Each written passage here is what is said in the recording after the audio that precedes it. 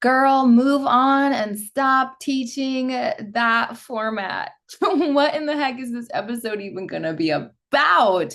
Well, let me dive right in and let me say that I might ruffle some feathers. However, I'm not intentionally trying to be provocative or judgy or throw shade on this relevant topic at all. And I emphasize the word relevant because this really is an issue. This really is an issue today. And I'm talking about instructors that are still teaching Beachbody Live formats, namely P90X, PIO, Insanity, Core to Force, Turbo Kick, maybe some Transform, maybe some Size, maybe some Country Heat. I don't know. Let's talk about it. It's really happening still today. In my city, I know for sure that there are two clubs in town that still have these formats on the schedule. Also, I'm going to be traveling in a couple weeks, and I'm going to be leading a training in Central Oregon, up in the mountains, in beautiful Bend, Oregon. And I was calling some clubs, like cold calling, and trying to get their coordinators on the phone to just see if they wanted to provide an educational opportunity, CECs, team building for their staff, and pass on the information to their team. And when I make calls like that, I always first creep on the website and familiarize myself with their current group fitness schedule. So I know what they have, what they like, what they're offering, and maybe even what they're lacking. And I happened to notice that this schedule had Core to Force on it. I'm like, I can't even believe it. So let me just back up in case you have no context here, or you're not familiar with Beachbody Live, or you're not familiar with these formats. I was very actively engaged as a presenter for these formats and loved them from their inception to their demise, their downfall, which was, people, in October of 2019. This is 2025. That means there are people out there. Like I said, there's two gyms in this town where I live, two that I know of. It's possible that it's more than that, but two that I know of where they're still offering some bio, some turbo kick. And those programs ended 6 years ago. So again, I'm not, if you're listening to this and you're one of the ones teaching those formats, you're probably feeling defensive right now. But I want this to be more like tough love with the emphasis on love. And I want to just kind of offer some light and a different perspective and maybe some encouragement to let go and move on, baby, because it's better on the other side. It's better to let go and grow. In fact, would you stay in a relationship with someone, a spouse, a partner, a lover? Like, would you stay in a relationship with someone if they were never going to hug you again? Look at you again, love you, connect with you, challenge you, compliment you, pour into you, give anything back to you, give any energy or attention or anything back to you? Would you stay in a relationship with someone like that? No, you wouldn't. So that's really reason number one why you should move on, because the formats, when they ended, they stopped producing continuity or ongoing content, continuing education, a community, all of that stuff. It all just went away. And the programs no longer exist. So they're no longer relevant. They're expired food. They're food in your fridge that expired that needs to be thrown out. So let's talk about like maybe why you or someone you know might still be teaching these programs. One, they were outrageously fun and amazing and wonderful. So one, maybe someone is still teaching it because they believe that's what their students still want. Maybe they believe it's what their students still want. Maybe it's fear, which is closely tied to that. Maybe they're afraid if they change that their students won't like it and won't come.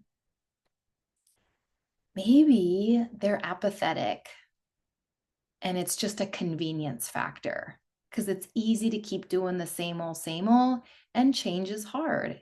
Growing pains, growth, learning something new. It takes a second to learn a new format. There's a learning curve no matter what new format you take on. There's a little bit of a steep learning curve when you start, and then it becomes very turnkey. So maybe it's like, you know, not wanting to put that kind of effort back in.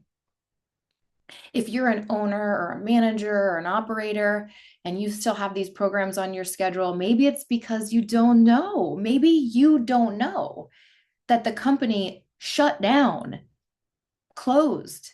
No more. No more new music, no more new moves, no more, again, continuity, continuing ed, no more community and support, no more new marketing materials, no more assets for your club to promote a new lease or a new release, new launch. And maybe you don't know. Maybe you're hearing about it for the first time. Maybe you do know, but you, as the owner or manager, just are wanting to do what your instructor wants, and the instructor doesn't want to change. So that's just kind of shining some light on maybe the why behind it. And let's just kind of talk about each one of those things. Or maybe there's one more thing. Maybe the instructor is changing it because, again, no new music, no new moves, no new nothing, no new love, no new marketing, no new nothing. Maybe the instructor is changing it. So maybe the instructor is now doing their own music and changing it. Maybe the instructor is doing their own choreography and mixing it up so that it isn't static and stale. However, that is not allowed because those brands still exist in the body portal. Like if you take it, you know how Beachbody Body has this, it's kind of confusing, but there's a parent company, there's Body, and they have now these on demand, they used to be, the CD booklets. How many of you guys had those Insanity CD booklets? Oh my gosh. Oh my gosh. I remember those booklets, those CD booklets. But anyway, that was the parent company. Then in 14 is when Beachbody Live was born. And those were when the programs were adapted to gyms. That division, Beachbody Live, is the one that closed in 2019. So it was a short-lived. So my point is that those name brand trademark brands, let's say Pio, Insanity, P90X, those are the ones that roll off my tongue, the Turbo. Those were the four like meat and potatoes of the catalog that Beachbody Live offered. Those brands exist still in Body, but with the celebrity trainers. Like Pio is still Shalene. Pio's her, that's still her. That's her. That's Shalene. Insanity, Shaun T. P90X is Tony Horton. Shalene is Turbo Kick. So it's not okay for some instructor to just be taking a big name trademark brand and doing it their way, changing moves, adding moves, changing music. So if you take it to an extreme, what if an instructor is adding moves that are unsafe? Or what if they're adding music that is unsavory or just off brand from the brand that exists? Like those names don't belong to us to play with. They don't belong to you to change. They don't belong to instructors or clubs to just make their own. So the instructors are either kind of, adulterating a trademark, or they're not, and they're just still teaching the same old. So again, I'm not coming out here being judgy. This podcast is not like that. I'm positive down to like the bottoms of my feet, and so I really just want to offer this as tough love. I guess because I just saw someone announce that they're doing virtual classes, and I saw that they were adding Pio, and I was like, I don't understand. Let it go, girl. Let it go. Move on and grow. That is my message. I swear it's coming from a place of love and not condescension, and from a place of wanting our industry, like wanting instructors to not be apathetic. I want to be a voice in this industry that encourages change and evolution, and we ought to evolve, and not stagnate. And it's just very easy. It's easy to stagnate. Look, I'm passionate about it. I'm getting like frothing at the mouth. My blood pressure is coming up. I'm just so passionate about growth and growing. Like, would you stay in a relationship with someone who wasn't changing? What if you're the one not changing? Like, what if that's you? This is a way where you can just grow as a human and just find the growing pains, pick a format and play. Like, I would say experiment, like try some other formats and find the one that you think is right. And if you think your students won't like it, you're wrong, because your students love you. You are the brand. If you're happy and you're excited about change, then your students are happy and excited about change. You set the emotional and psychological temperature of your classroom, and you can sell your students on anything. I promise. I promise. So, just in this podcast, just in my show alone, do you want to know how many guests? I mean, some of you do know because some of you listen to every episode. Thank you. I love you. Um, but do you want to know how many format creators that I've had on and interviewed about their brands? Well, let me just read them off to you, because these would be a great place to start if you're looking for something new. In no particular order, this is just people I've interviewed on the show. We had Haley, who created Work Dance Fitness. That's WERQ. We had Ingrid Naikohi, who created Masingi, which is Afrobeats. So cool.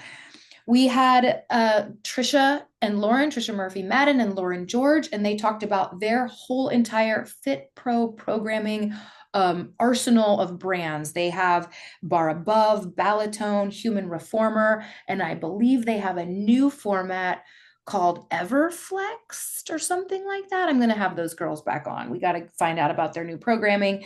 We've had Orit on, who has a belly dance program, Sharkey. We had Amber and Emily. That was such a fun episode. And they are the creators of High Fitness, and they told us all about High Fitness. We had Cam on just this last month, and she talked about her brand, Metcon RX. And then we've had Sarah Cooperman on, and Sarah Cooperman, who runs and owns and operates SCW, they have kind of their own formats where, rather than like a trademark with a continuity program, they have like more of a base training where you can learn, Pilates or yoga, or they have their own, and then they have like water in motion and all seat, that the supported, I can't remember what the acronym stands for ageless training. I can't remember, but Sarah Cooperman has been on talking about her programs. And then of course, your primary, like you can create content if you have a primary certification. If you have the credentials in your tool belt, you can create your own freestyle stuff. Marilyn, my dear friend Marilyn, she talked about that on one of these episodes, how to freestyle, how to create your own content. And a little plug for Ace. Ace does provide my instructor community 40% off if you don't have a primary certification. Let me just tell you right now, that savings is so much that the savings alone would pay for your warrior certification. And then your for what you're saving, it would basically pay for itself. The primary, getting your group fitness primary and creating your own stuff. So, and then in the warrior, my library of programs, we have Rhythm, which is yoga-ish. We have strength, which is your cardio and lift. We have combat, which is kickboxing. We have revolution, which is cycling. And then we have two like little adjunct programs, satellite programs, one for seniors and adaptive athletes and one for kids. So that's just a few. That's just some new, relevant, up and coming, edgy, cutting edge, great stuff that's out there happening today. It's current. If you get certified in one of those programs, like you can connect to a community, you can grow, you can have ongoing support, ongoing marketing, ongoing music, ongoing moves, and all those things. So let's see, what's my confession?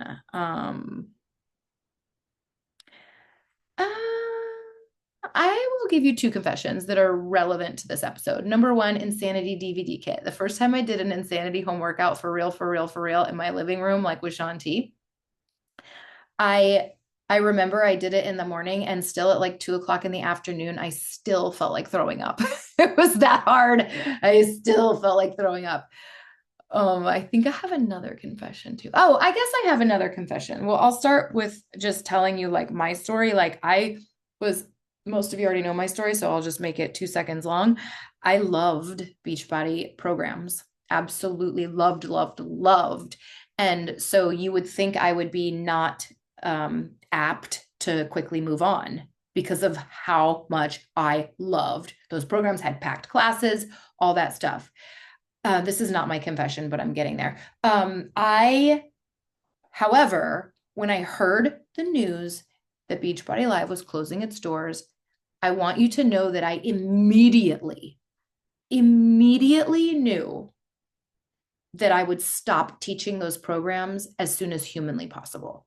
And it's just because I have such a thirst for being relevant and cutting edge and having the latest, greatest. It's so important to me to use the word again, to evolve is that word resonates so deeply with who I want to be as a person, someone that doesn't stagnate, but someone that continues to grow and evolve. The second I knew that they were closing, I knew I would move on.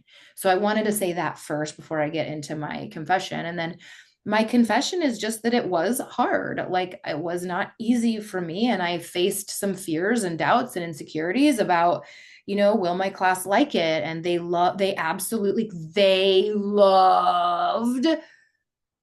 classes I was teaching, which were PIO, P90X, Insanity, and Core to Force. And they loved it and they just wanted me to keep doing it, And so it took a big backbone and some big hairy balls, I like to say, for me to come in and muster all the positivity and excitement I could about what I was doing that was new and different. And that's actually where Warrior started and was created. It was in that, like I immediately rolled it into. So we found out in October, the end of October, that Beachbody Live was closing. January, I launched Warrior. So I needed some time to like create formats. I couldn't just like change it the next week. And I'm not saying you need to. Those of you that are listening, and maybe someone will share this episode with you, I don't know. But those of you that are still teaching these formats that are dead and gone, they're clean out your fridge, clean out your closet, move, like, come on, prune the garden, cut the chaff, let new blossoms grow, flourish. But wait, I lost my train of thought with that little analogy that I kept going with. My train of thought was that I was saying it was hard for me to do it, that my students loved it. I was saying that, yeah, if you are listening to this and you're like, oh my gosh, like she's speaking to me, and I should move on, but I don't want to, but I should. You don't have to do it like next week. Just start thinking about it. Start trying out some other formats and, be choosy, make sure it's in alignment and it gets your soul on fire. If you're still teaching those formats, is your soul on fire? Like, really? Is your soul on fire with nothing new for 6 years? So that's my admonition. Again, I hope you hear it from a voice of like love and compassion and no judgment. I hope that that is how you're hearing this episode. That's all. It's a gentle little nudge, okay? With a hug and a kiss on the forehead. All right, everybody. Thanks for listening to Girl Move On.